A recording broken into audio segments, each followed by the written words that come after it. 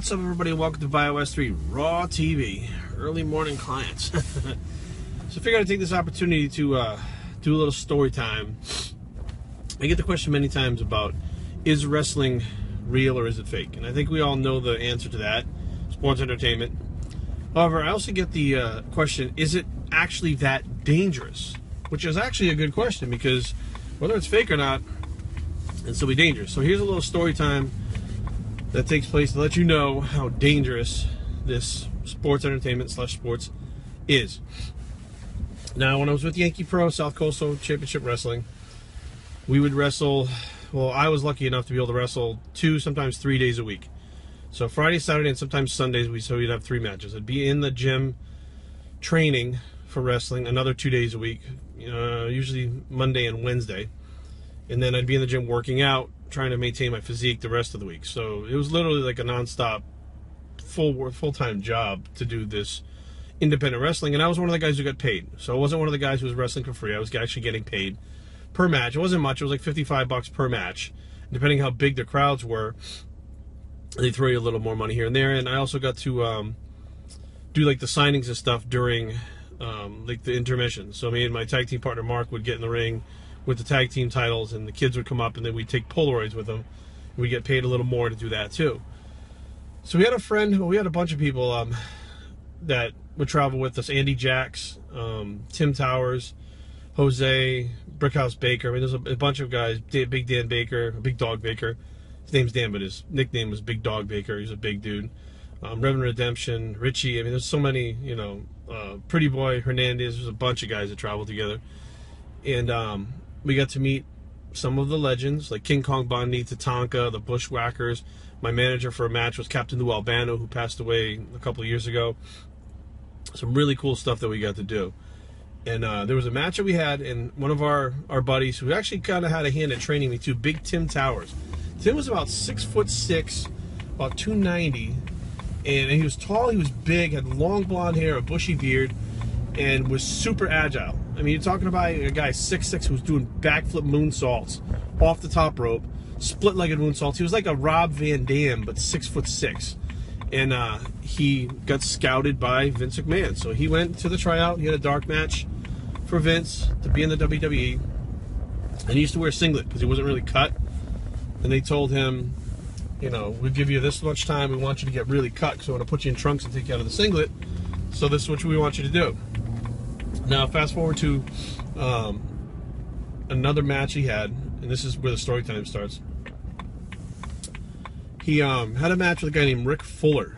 Now, Rick is known for, he looks just like Tim. He's 6'6", weighs 300 pounds, got the singlet, bushy hair, beard. In New England, he's kind of known for being a tough guy, asshole kind of deal. Some guys, he just feels like, some guys feel like they're above other people because he did work for WCW. He was lost number 2 to Goldberg, actually, on TV. In WCW on Nitro, and he was kind of stuck up to a lot of people. It never really bothered me much, but backstage, you could tell he was a little, he thought he was a little more than he really was. So him and Tim had this match. Now, 2 very big guys, very agile.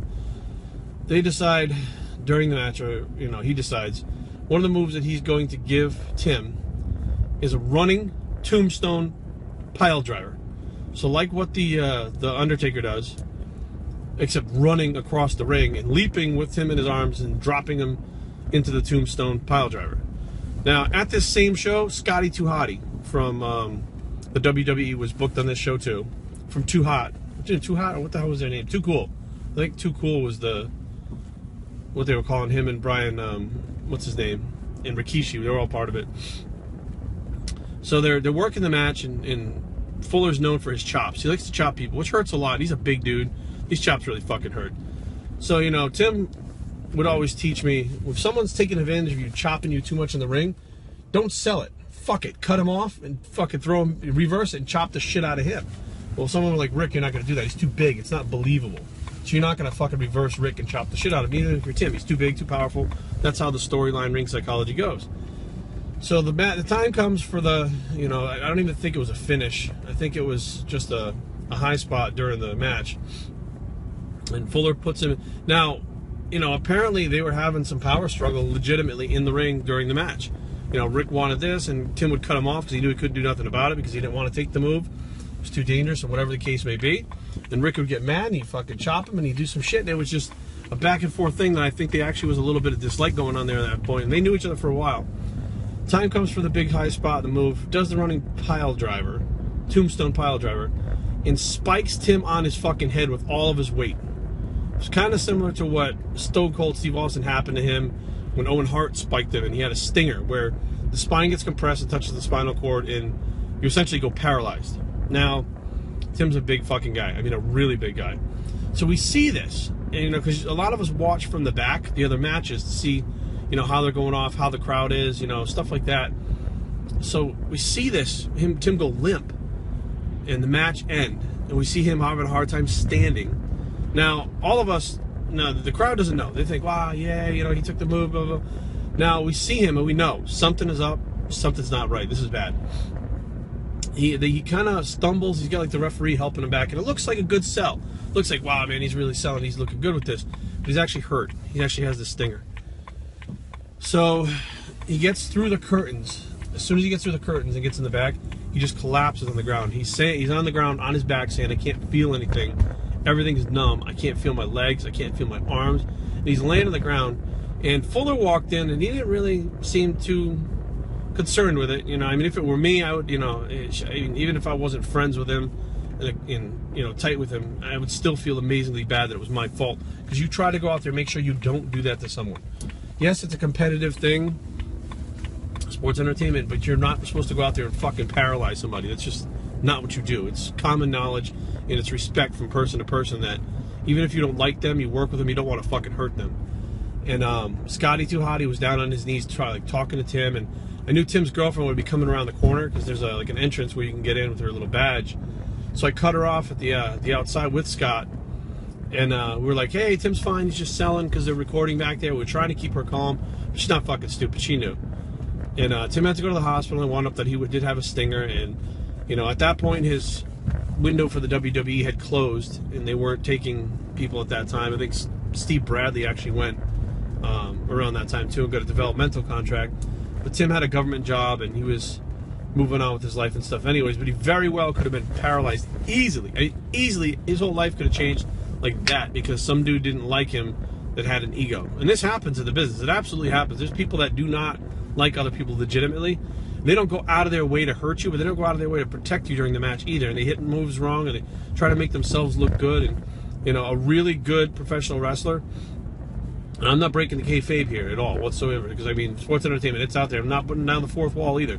But, you know, you'll protect the other guy to make sure you don't fucking injure him. I mean, everybody gets hurt, everybody gets injured, but nobody's out there to fucking cripple somebody or put him out of commission permanently. So, you know, that was just one instance. Another instance we'll talk about another time, but my tag team partner, Mark, banged his head so hard doing a Frankensteiner / Hurricane Rana off someone that he gets such a bad concussion, he didn't even know who the fuck his wife was when she walked back in the locker room. He didn't even know who she was. He didn't even know he had his match. He's like, oh, I gotta get ready for my match. He had just come in from his match. And it turned out he did have a very bad concussion, and that was his eventual last match. It was a singles match, and we never got to wrestle again. And we were, you know, tag team partners up and down the East Coast over there, and, you know, he also was one of the guys that took me under his wing because he had been around for a while, and, you know, that was the end of his wrestling career because he had a wife, he had a kid on the way, and, you know, if you're not going to be going to make some serious money, breaking your head and your neck is probably not the best option for your new young family. So that's my story time today. Yes, it is dangerous. Every time you step through those ropes, you get hurt.